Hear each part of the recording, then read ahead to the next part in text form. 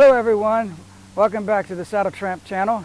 And for some of you who have seen my last video about how to set my static timing, I considered myself as going 3 steps forward on this Ironhead project, but as I went 3 steps forward, I went 23 steps back.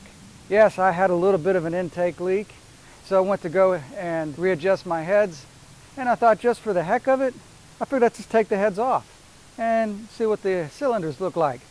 But before I show you guys what I found, let's clear out some motorcycles, starting with the Heritage, and let's get the Tramp out of the way. And now that we got that done, we have some room to move around, and I can show you guys what I found. Check this out. And there it is, all broken down.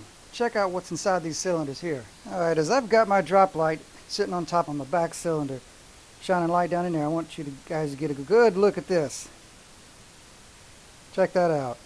That is some heavy pitting on the cylinder wall. And the reason that has happened is because this bike sat so long, condensation had gotten to it.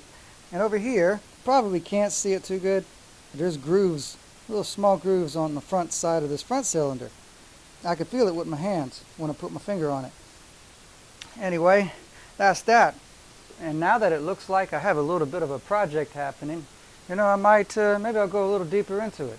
After all, the oil tank, the battery box, they look like they only bolt onto the engine. So maybe I might pull the motor out. Maybe I'll polish on it a bit, you know, while the top end is apart. Maybe I'll go into the cam chest or something and check out the cams. Maybe I'll do some other things. Maybe I'll get to know what's inside this thing, so I'll know it inside and out, you know. And I take, you know, and maybe I will, and maybe I'll, you know,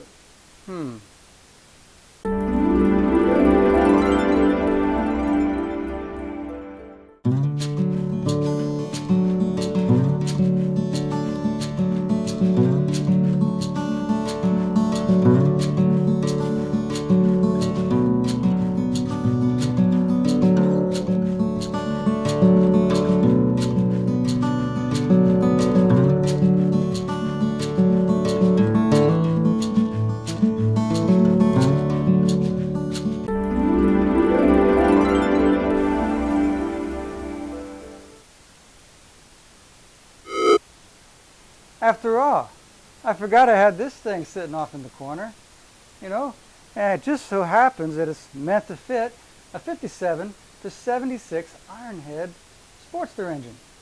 So, who knows, why not? While the thing's out of the frame, why not stick it in that frame? I mean, everything on this bike, it pretty much virtually can go on this frame anyway. That might be the way to go.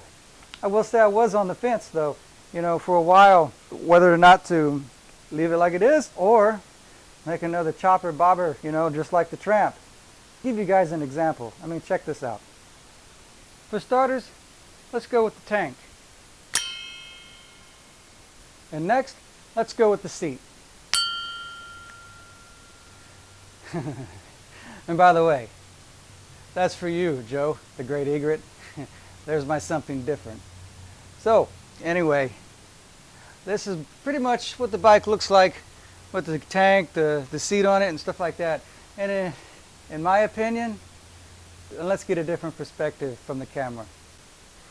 If you ask me, it kind of looks like Bugs Bunny's motorcycle.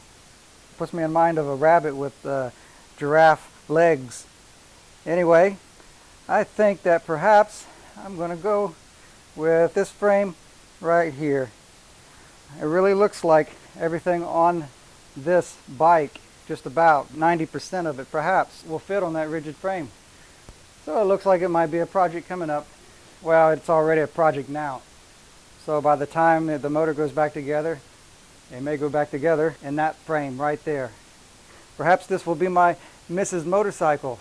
And once I teach her how to kickstart that thing, everybody at the gas pump is going to know she's a force to be reckoned with.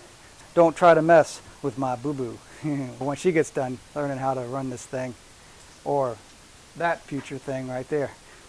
So anyway, thank you guys for watching and paying attention. If you can dig the idea, leave a like on there, and if you're new to the channel, subscribe for more content coming up. Again, I have no idea what I'm going to film next, but I usually try to keep it interesting. So you guys have a good one, and you be good to yourselves and be careful out there. Thanks a lot.